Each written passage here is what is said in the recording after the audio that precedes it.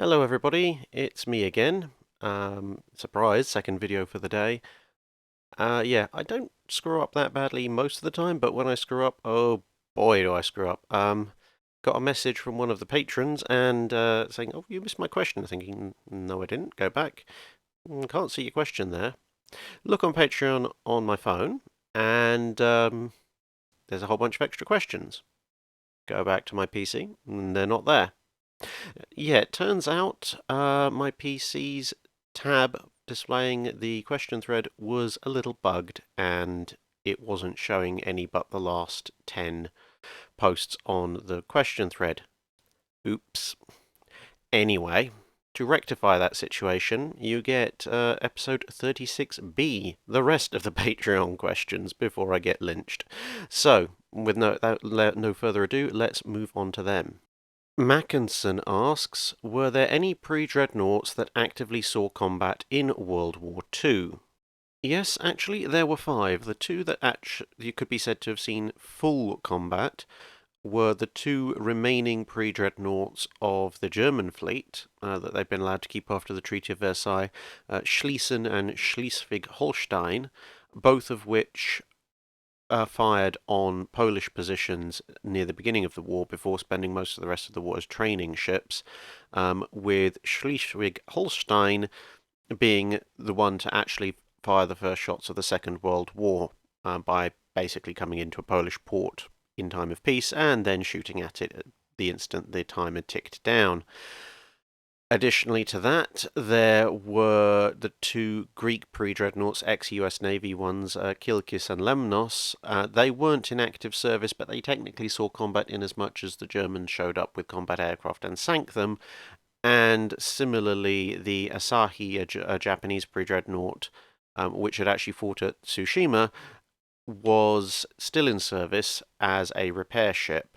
It had been disarmed, but it was still floating around in active service of a sort when it was sunk by USS Salmon.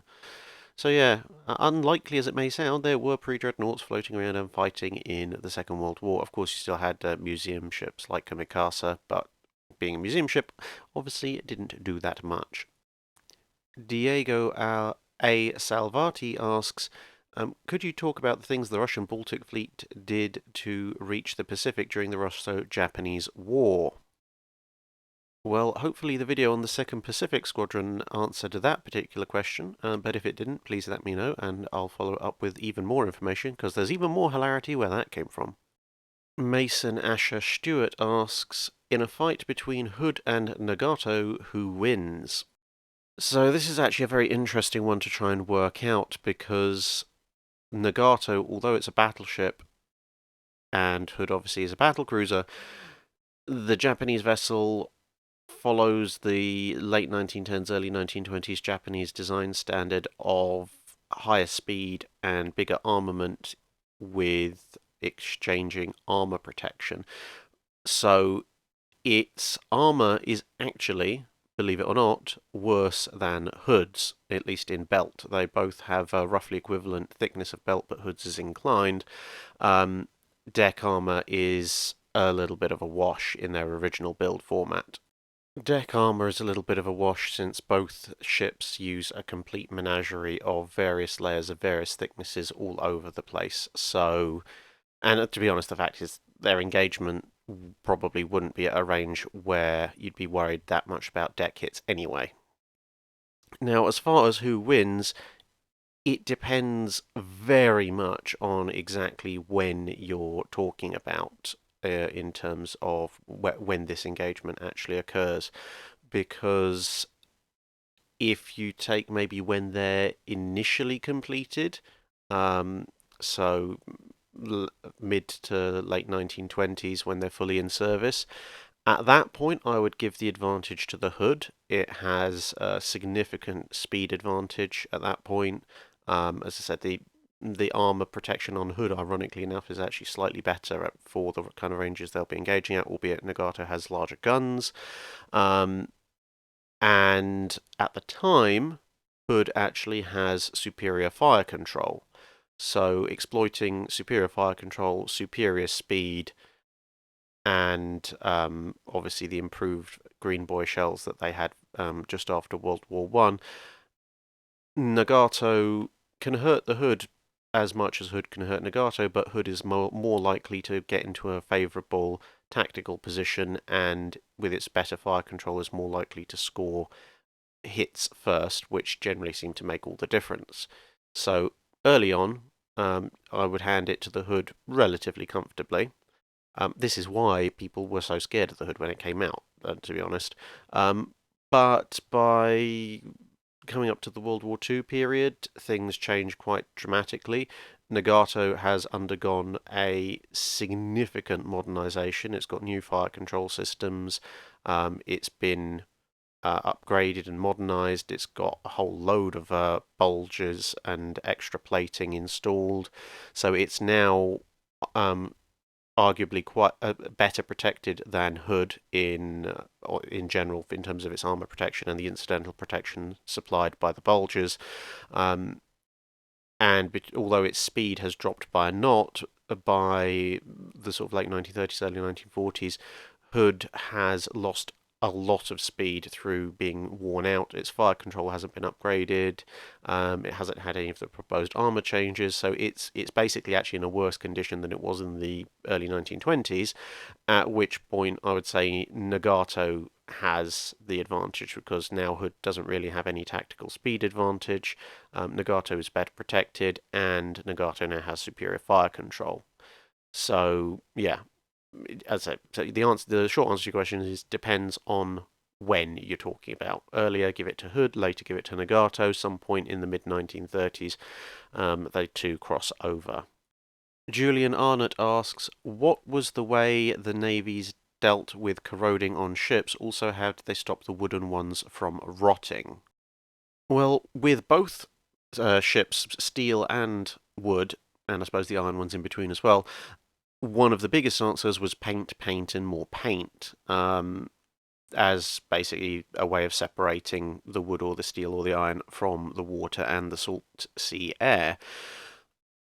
Obviously, underwater that doesn't tend to go quite as well. So on wooden ships, especially if you've got things like sea life that likes to stick to it, like barnacles and such, and start eating into the ship as well as reducing its speed. So one of the ways you'd stop a wooden ship from rotting later on in the Age of Sail would be to copper the ship, which was, as the name suggests, nailing large sheets of copper plate to the underside of the ship, which is toxic to most marine life, and therefore kept it clean and also therefore preserved the wood.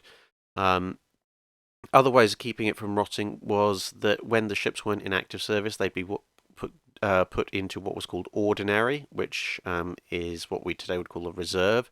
But to do that, they would actually fairly significantly dismantle significant portions of the ship. It could be left in the water, it could be pulled out of the water, depending on the size and the dockyard facilities available. Portholes and deck hatches and such will be open to ventilate the ship to keep it as dry as possible. And ultimately, with wooden ships, eventually, once stuff starts rotting, they would have repairs which would consist of actually replacing the rotten timbers. As far as iron and steel ships went, you couldn't copper the bottom, although they tried initially. Then they found that galvanic action, you basically created a massive battery between iron and steel, iron or steel and copper, with salt water as the medium, and you just electrolyze your ship into oblivion. So initial attempts to solve that problem involved putting a layer of wood outside of the iron hull and then the layer of copper outside of that to try and separate the two.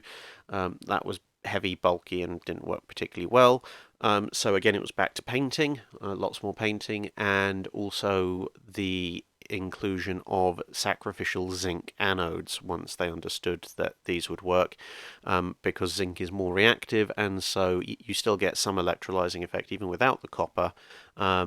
And so the idea of the zinc anodes is that the electrolyzation process will actually take place on them first.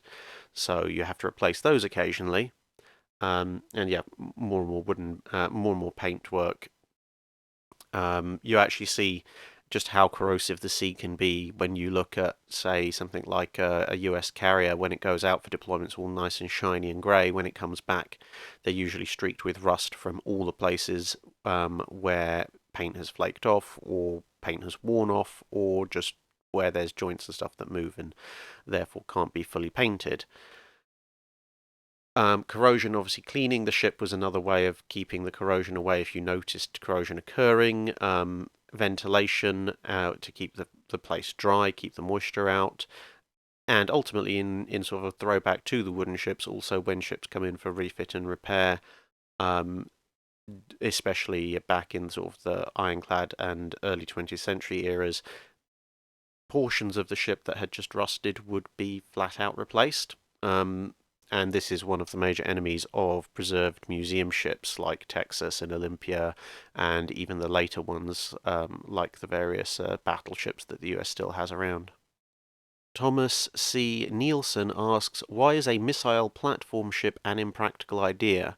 We bring it up but never really flesh it out. Many ships now would run out of ammunition should a protracted fight break out, and this platform-ship might be a lifesaver.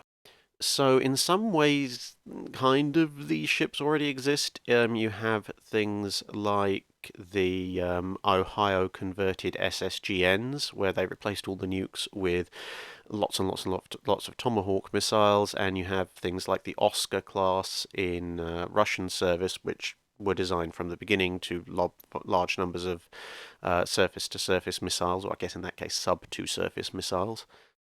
But the main reason that missile, like just a missile platform ship, like say the Battlecruiser 2000 concept, never really take off is one, missiles are very expensive. The cost of equipping a ship that had 300 missile tubes would be quite substantial. And even the US Navy doesn't have enough missiles, as far as I'm aware, to equip every single ship it has if they all sailed to sea at the same time. It's things like SM-3 and SM-6 missiles. Obviously, if there is anyone in the US Navy who knows different, please feel free to correct in the comments, but those are the reports that I've heard. And they're, to be fair, fairly understandable. I mean, a standard missile is an expensive thing. You'd need probably 5-digit figure numbers just to have one per missile tube for every missile tube in the US Navy. But anyway, the other factor is that, well, if you have a ship that's carrying 200 to 300 missiles when the rest of your ships aren't, guess which ship is priority A target, and you can only guide as many missiles as you. The guidance of missiles is limited by the radar capabilities of the ship, and also the firing rate of the tubes, because obviously you can't do a kind of movie style ripple fire unless you really want to just lose almost every missile after the first one. Even something like Nanali Burke, I think, has a rate of fire of 1 missile per second or 1 missile per 2 seconds. Again, feel free to correct in the comments. The exact capabilities of modern ships are not necessarily my strong point.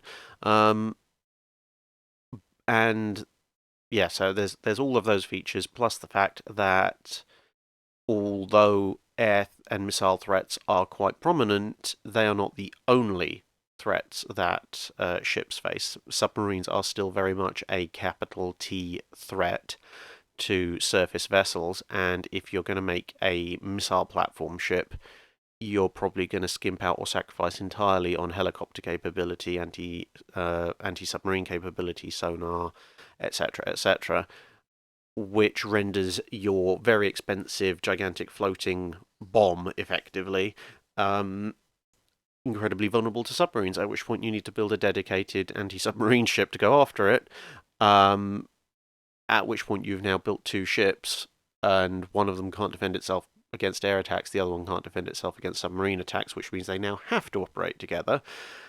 And so you can kind of see why most navies have kind of, although there are ships with a more specialist anti-aircraft function and a more specialist anti-submarine function, you can kind of understand why most vessels these days, in terms of the larger combatants, cruisers, destroyers, large frigates, etc., have some anti-air, some anti-submarine, and some anti-surface capability, because it means they can operate independent of each other. And if you really need 200 to 300 surface-to-air missiles, Well, one, being the US Navy is helpful, but two, you just get lots of those ships and put them all together. And to be perfectly honest, if you fully loaded an Arleigh Burke with, I think it's 96 missiles, and some of those obviously can be quad packed for the things like um, the smaller missiles than the standards. If you run out of missiles at that point in an engagement, you've probably got bigger problems to worry about than the fact you've run out of missiles. Lewis Maskell asks, I've heard that Admiral King delayed the development of effective American anti-submarine tactics in the Atlantic because he refused to credit any British experience due to his well-known chip on his shoulder about the British. Is this true, and if so, to what extent and what impact did it have? So, the second happy time, according to the Germans, which was basically the period immediately after the declaration of war between the US and Germany, when German U-boats went a little bit hog wild on shipping off the US East Coast. Some historians have blamed this on Admiral King, and certainly he does bear a measure of responsibility considering his role and responsibilities at the time. Um, but much as his anti-British sentiment is near legendary, I would hesitate to blame him entirely for it. There were a whole combination of factors that led to that particular debacle.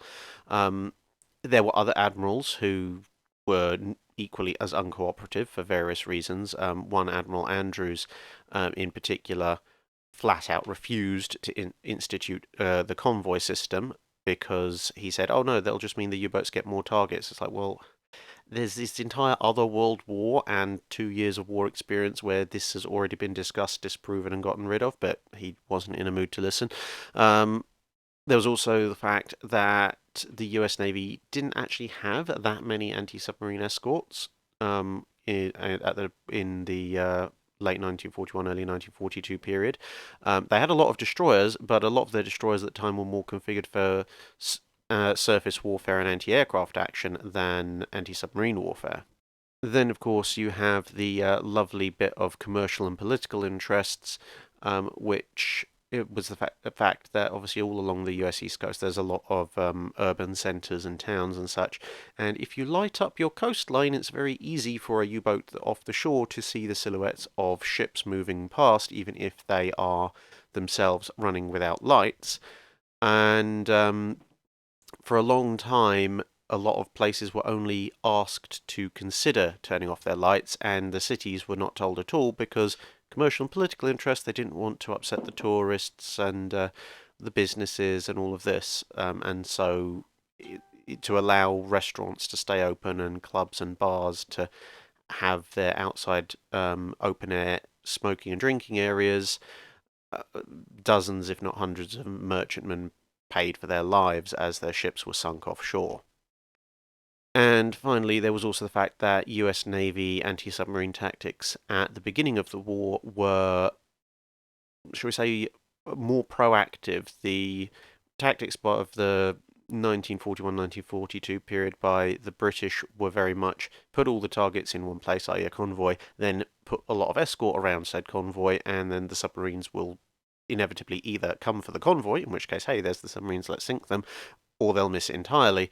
The American anti-submarine warfare efforts were and tactics were still mainly configured around the kind of tactics the British had tried to use at the beginning of World War II in 1939, which involved actually going and looking for them independent of the convoys. Obviously, the things like the loss of HMS Courageous had rather persuaded the British this was not such a good idea, but the Americans still stuck with it for a while, and perhaps that more than anything else is where you could lay some of the blame for the second happy time at Admiral King's feet. Um, in that, yes, him and other US officers, to be fair, didn't really rate the British experience all that much, and perhaps the abandonment of those and the commitment of what anti-submarine warfare assets the US had at the beginning of their involvement in World War II to close merchant ship escort might have saved a number of ships. Luce the Lynx asks, what was the daily meal for a British sailor during World War II? Well, first of all, there's the rum ration. Can't ever forget that, and well, at least until the 1970s. Well, the answer to the rest of it is, well, it varies massively. Royal Navy rations had improved dramatically from a couple of hundred years before, so you would have fresh vegetables, fresh fish. Well, obviously, fish you could come across in the ocean, surprisingly enough. Fresh bread because they would take it on board as flour and make it on the way. Most ships would have cold storage, both freezers and cool rooms. So obviously, fresh meat, bacon, stuff like that. Potatoes, rice, onions, lots of tinned food as well. Very useful for poor weather conditions or action stations, things like corned beef, and preserved variants of everything we've just mentioned. Naturally, as even with ships today, you tend to eat all the fresh stuff first and then have to subsist on your tinned food and such like until you got home if you're on a long mission.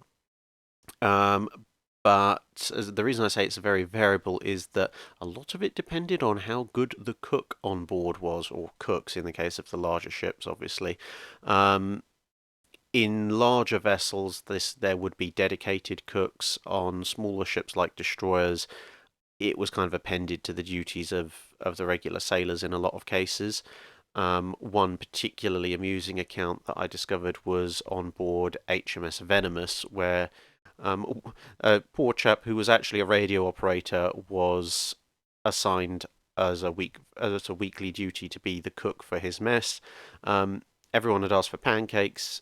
He had no idea how to make pancakes. He'd heard of pancakes, and so tried, but ended up with something more akin to a rubber disc, for which he was duly pelted with the offending not food items by his crewmates, since they were completely inedible. But might have formed as been useful as damage control devices for plugging leaks or as extra armor, according to him. But the general tone was hot meals, cooked meals, 3 cooked meals a day.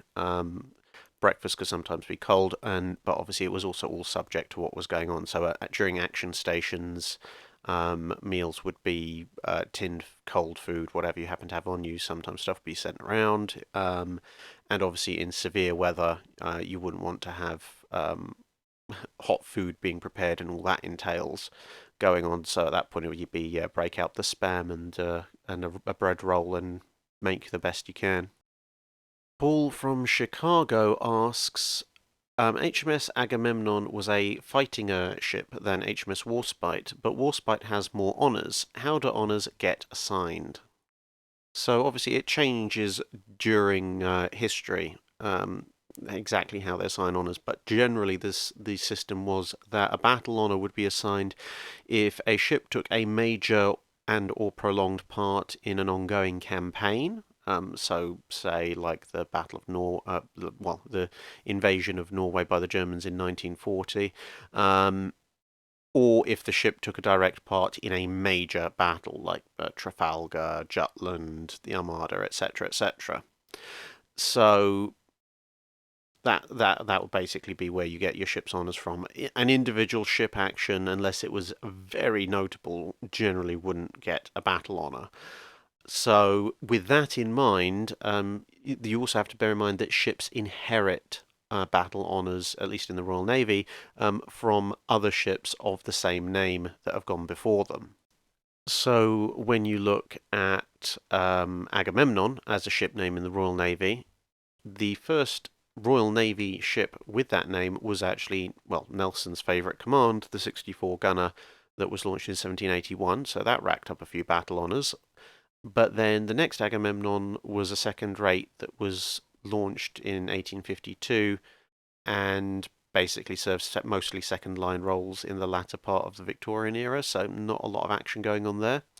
Then you've got another ironclad battleship, again launched in the 1870s, broken up in the early 1900s, not a lot of action. You've then got the Lord Nelson class pre-dreadnought, so racked up a couple of battle honours in World War One. You've then got an auxiliary mine layer in World War Two. Again, not the kind of ship that's going to see a lot of battle. And currently there is an Astute class submarine that is being built at the moment that will be named Agamemnon. So outside of the 64 gunner and partially the Lord Nelson class pre-dreadnought, there hasn't been that much opportunity for ships called Agamemnon to rack up battle honours. Now, if you go and have a look at Warspite, yeah, things are a little bit different. There's, well, not HMS, but the English ship Warspite galleon in the late 1500s and early to mid 1600s, a time of quite significant Royal Navy action. You've then got a 70-gun third rate, a 74-gun third rate, and a 76-gun third rate, basically almost continuously in service, one after the other, all the way through the wars with Royalist France and Napoleonic France. So you can imagine those ships are racking up quite a number of battle honours. You've then got an armoured cruiser, which, similar to the ironclad Agamemnon, obviously didn't see that much action, being a late Victorian era vessel. You then have the HMS Warspite, the Queen Elizabeth, obviously racking up numerous battle honours in World War One and World War Two. And then you have Warspite, the nuclear-powered submarine. Obviously didn't rack up any battle honours since it didn't participate in the Falklands War, and I don't believe we've been in any nuclear wars in the latter part of the 20th century, at least none that I noticed. And then, of course, you also have the new Warspite ballistic missile submarine, and if that thing gets a battle honour, something's gone horribly wrong. But you can see from the earlier Warspites that the name Warspite has been around in the Royal Navy a lot more commonly, and in times where the Royal Navy's seen a lot more action. So that's how the Warspite, by the time you get to the Queen Elizabeth class one, has racked up an awful lot more battle honours than any ship called Agamemnon. Admiral Tiberius asks, if you could take a hull, machinery, weapons, and other equipment from the various battleships of World War II, regardless of nation, and put it all together, what would that ship look like? What kind of arm and weapons would it have, etc., etc.? He said, for example, for me, a French Richelieu hull and turret layout, but with Iowa's machinery, 16-inch guns and 5-inch 38s. Maybe British-style apartment block superstructure. Okay, so weapons-wise, I'm going to take the British setup for the 40mm Bofors, the one they honestly didn't steal from the Dutch ships that came across in the early 1940s. Anti-aircraft battery, should go with twin 5-inch 38s. So pretty much about the best you're going to get your hands on. And now for the actual hull itself, well, if we're going to go with absolute ideal, let's take a Yamato hull with a British Queen Anne's Mansions block superstructure, and then let's have, well, keep the armour thickness but make it out of British grade armour plate instead. Then we will take the Iowa's machinery, and for the turrets, because we have the massive barbettes designed for 1818s, I'm going to see if we can take the French quad turret design, expand it to fit the barbettes, and see if I can fit quad 16-inch 50s in there. So in theory, you'd be looking at a ship armed with 3 quadruple turrets of 16-inch 50 guns, covered in British 40mm mounts, American 5-inch 38s. I'd probably take a Type 274 radar and an American Mark 38 fire control system with 16 inches of British cemented armour inclined on a 65 to 70,000 ton hull, and then I will laugh at anybody who comes within 20 miles. Matt Blom asks, in what naval battle did ammunition selection, HE, semi-AP, AP, play the biggest role, and how? Well, depending on which reports you read, and again, there is some dispute amongst naval historians and sources on this, but one of the prime candidates would be the battle between Hiroshima and South Dakota, and then later Washington. As I say, according to some sources, Hiroshima was using HE the entire time. According to others, she may have either used or switched to 14-inch AP at some point during the fight. But if the first reports the first sources that I just mentioned there are the more accurate, then that would be a rather major issue because, well, on paper, 14-inch AP should have been able to do a lot of damage to South Dakota at the range that Kirishima was engaging it if they had gone for the hull. Um, and the fact that South Dakota remained afloat and not really compromised in terms of watertight integrity, um, well, yeah, that didn't do very well for Kirishima, did it? I mean, obviously, it wouldn't have helped against Washington because Washington came up by surprise. But um, if Kirishima had managed to get hull shots in with 14-inch AP, there's a reasonable chance you might have exchanged a South Dakota for a Kirishima, which is still unfavourable to Japan because the Americans have a lot more battleships. But in terms of in pure tactical terms, it would be a favourable loss rate. Oh, and of course, you can't forget the Battle of Samar, where the Japanese continuous use of AP, apart from a few ships that switched much later in the fight, allowed US destroyers and destroyer escorts and escort carriers to last a hell of a lot longer than they by any right should have.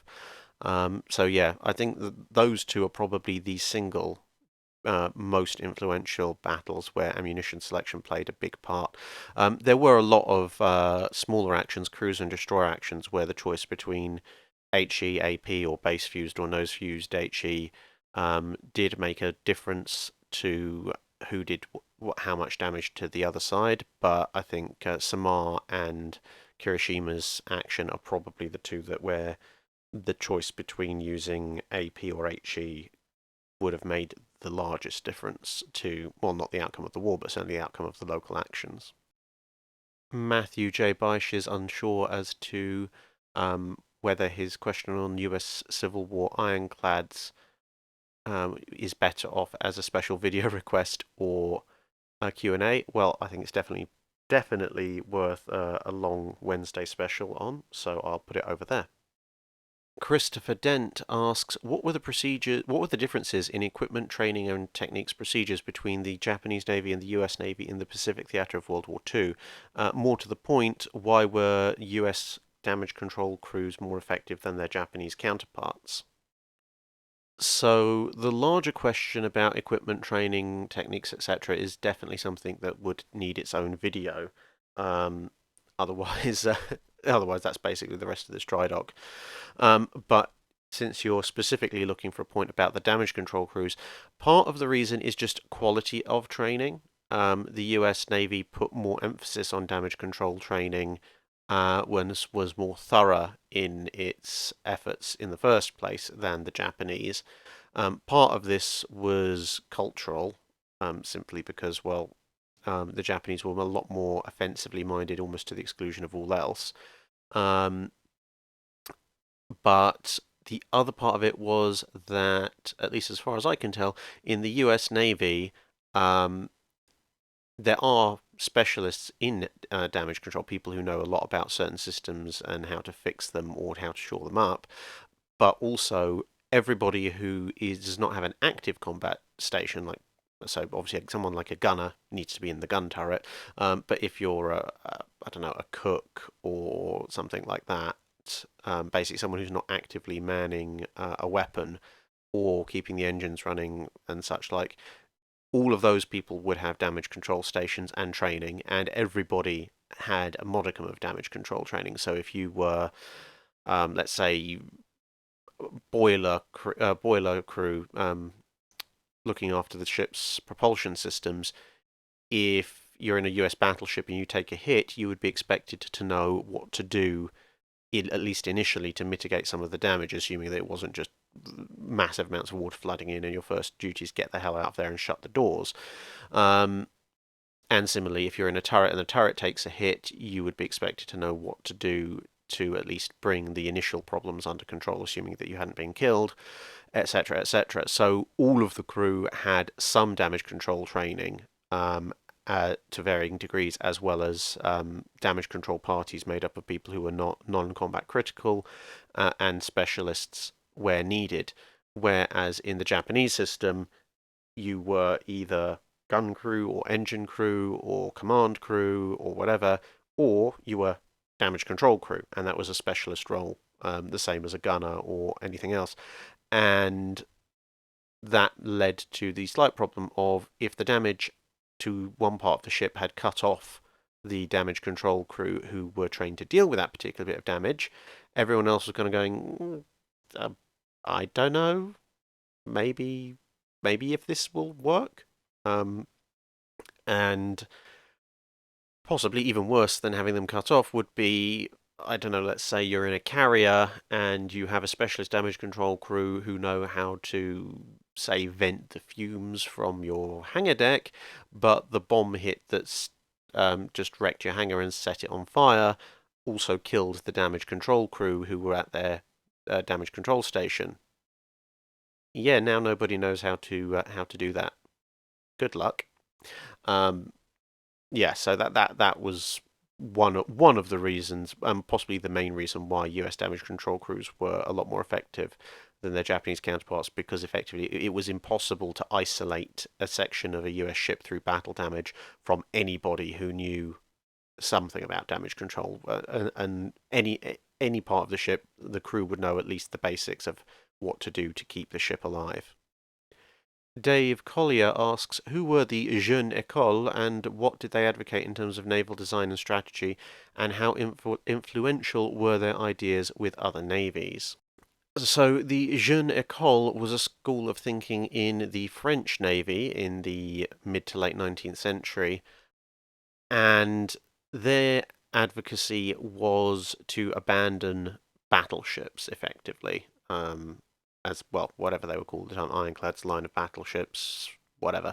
Anyway, their point effectively grew out of the fact that with Britain being the major industrial power for much of the 19th century, France consistently tried to innovate and get ahead with things like the Napoleon, the Gloire, etc., only to see the British take all those ideas, adapt, improve them, and come out with something better, then build about a dozen copies of it. And so it was very clear that France was not going to be able to keep up industrially with Britain, which meant that its navy was no longer going to be able to keep up with Britain, which was kind of the whole point of the British naval building effort, to be perfectly honest. Having then realised that, but not wanting to give up their status as a top-tier naval power, this particular group of thinkers and officers decided that with the advent of fast long-distance cruisers with certain degrees of quick-firing guns, and with the advent of torpedo boats and things like this that could hurt-kill battleships, even though they were much smaller than battleships, the general principles of the Jeune Ecole held that that you should aim to build a navy which could cripple, impede, or sort of stonewall a much larger enemy fleet by focusing on torpedo boats later, and well, they kind of died out before, but the same principle would have extended to submarines once they got into service. Basically, small ships with torpedoes that could negate the enemy's battleship advantage, and then you use a whole series of fast cruisers to interdict enemy shipping, merchant shipping in particular. So you can see this was still very much directed at a British target. And overall, therefore, you would starve your enemy into submission with your commerce warfare, whilst their battle fleet and their larger cruisers that they might use to hunt down your cruisers are locked in by the fact you have lots of small torpedo armed ships and so on. You would retain a few large capital ships, but mainly for home defence.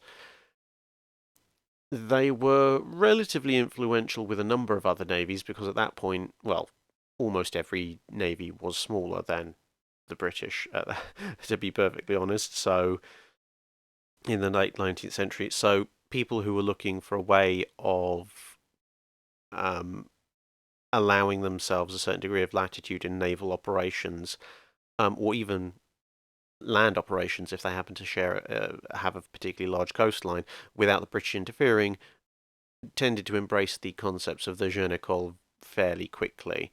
The Japanese, initially, during their first wave of modernization, took this on board. They're a particularly notable example, but a couple of other navies also did so.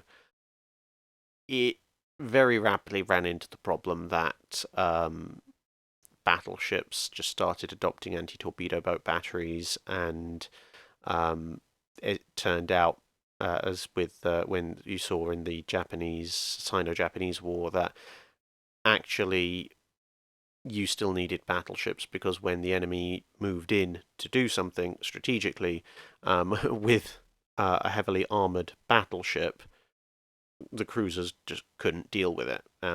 When that battleship had some escorts to stop the torpedo boats getting in, or some decent tertiary batteries, you could completely block out a Jeune Ecole based fleet, and assuming that your training and quality were equal. And so that kind of ruined the whole point of it. I mean, effectively, the Jeune Ecole suffered from the same problem that an awful lot of naval initiatives on all sides have suffered from over the past several hundred years, which is building a fleet and a set of tactics that are designed to perfectly counter your existing enemy, but assuming that your enemy will remain stuck with their existing tactics and equipment and will not vary or upgrade or change in any way, shape, or form in order to counter you. Which, I don't know why people keep thinking this, but they do, and then they pull off things like that, and then it turns out that actually, generally, the people on the other side are not mouth-dribbling idiots and are capable of adapting and then shutting you down. Bryce MacDonald asks, how do you think Admiral Fisher would have reacted to seeing the completed World War II battleship designs versus the ones he was familiar with? Also, do you think he would be surprised by how fast they were eclipsed by naval air power? I don't believe Fisher would have been all that surprised by the naval air power issue. He was, for all his various faults, he was an incredibly intelligent man and always at the forefront of naval technology. Obviously, sometimes it didn't quite work out as well as expected, but he was capable of seeing the implications and possible uses of practically every new piece of naval technology that passed his nose, to the point that perhaps getting ahead of himself slightly, but by the end of World War I, he was convinced that battleships were already over and that submarines and torpedoes were the way to go. And he wasn't wrong. He was just maybe a couple of decades a little bit too early. But yeah, so if you told him that aircraft were now capable of the kind of ranges and speeds and payloads that they were in World War II, especially in terms of things like torpedoes, he would have gone, "Yep, they are. I can see exactly how these things would obsolete my previous designs."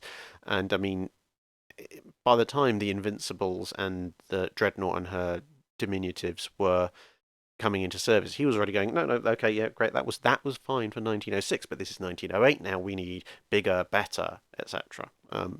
Yeah, Fisher would have been perfectly suited to the internet, had he lived long enough to see it, to be honest. I mean, this is the guy who, despite this being a period where everybody wrote in very fine cursive, he wrote in block capitals, underline, bold, multiple exclamation marks, etc. He was perfectly suited to that kind of stuff.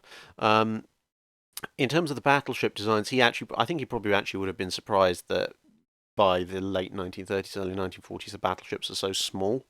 Bearing in mind that he was advocating for things like HMS Incomparable, and he was around to see the initial designs and concepts for things like the G3s and the N3s and the Hood.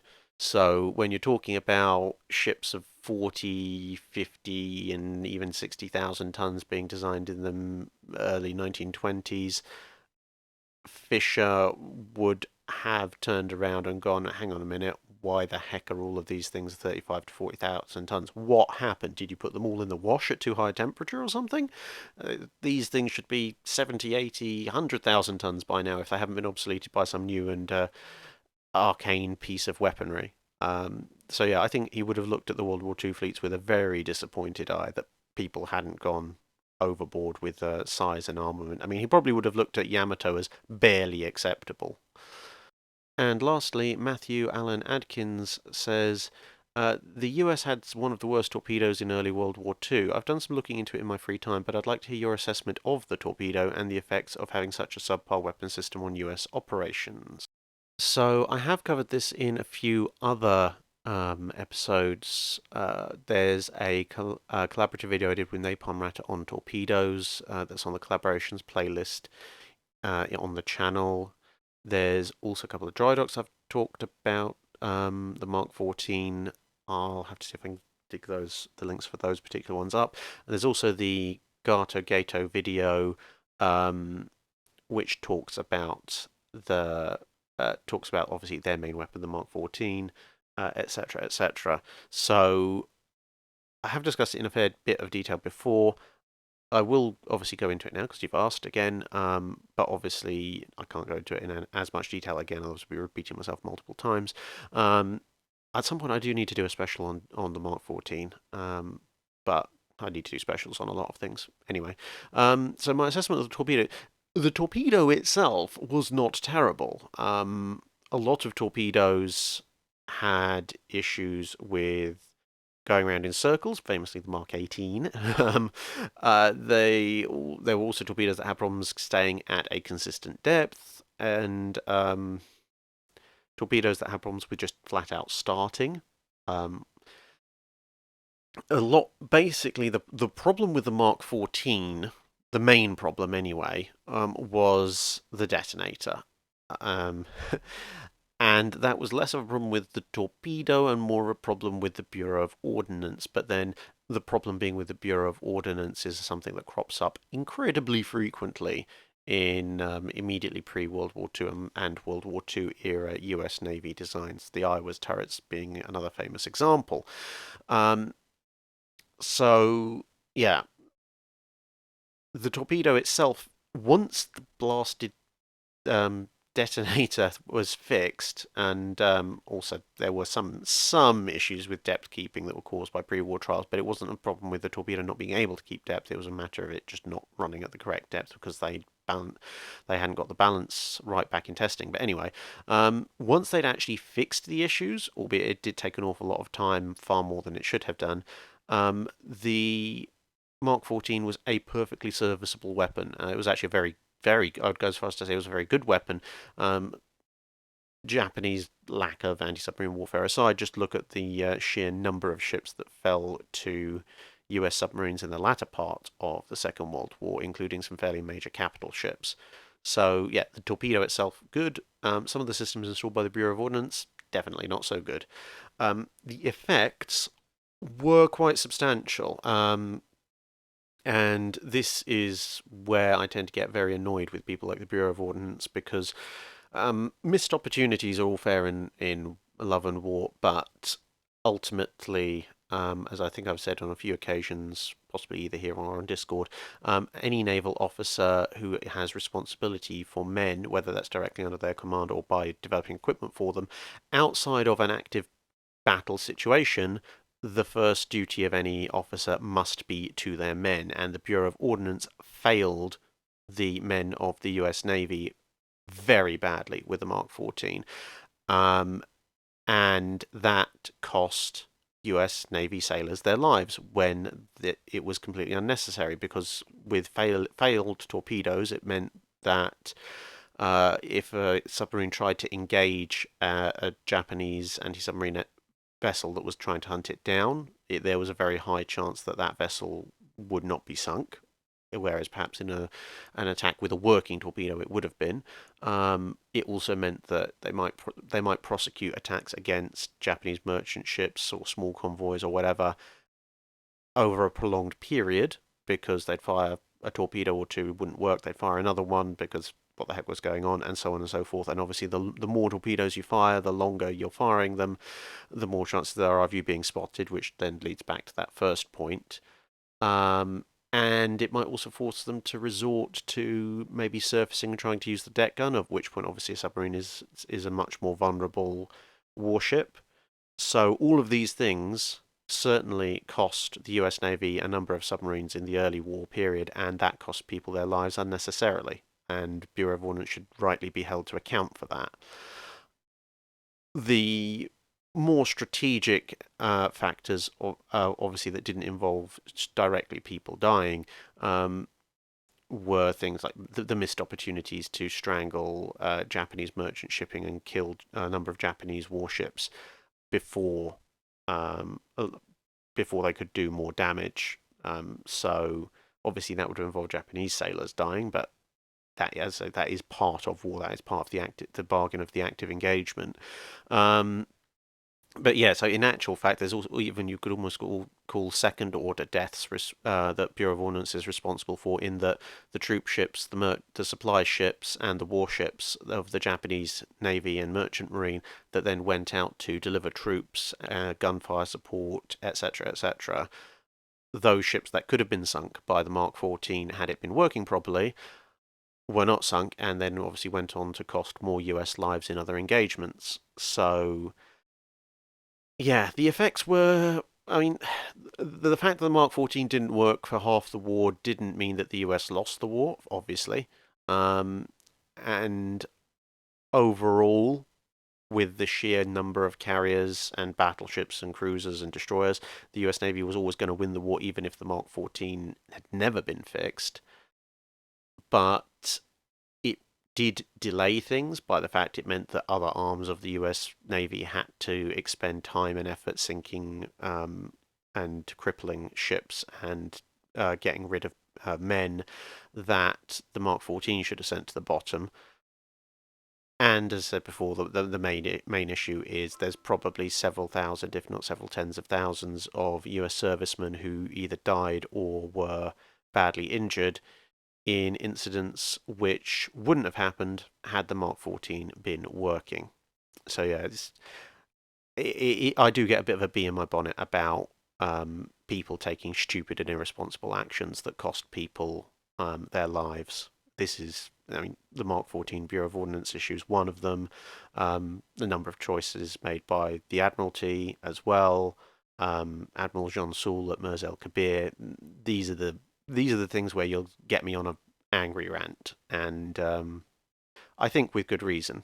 Because, as I say, if you go into action, if you go into straight up combat, everybody knows the odds, everyone knows the risks. If you happen to get killed or injured, that's part of a soldier's duty. But a soldier, sailor, or airman should not end up dying because some rear echelon paper pusher or some admiral who should never been let into the Navy at all, let alone given a position of command, simply is incapable of doing their job for the sake of pride or laziness or arrogance. And breathe. And so, with that, with that cheery note, I've caught up with the questions that I missed. Hopefully, the patrons can forgive me for accidentally missing those out and having to do this catch-up episode. But on the other hand, hey, you got nearly another hour of Drydock this week. And thank you very much for listening, and I hope to see you again in the next video.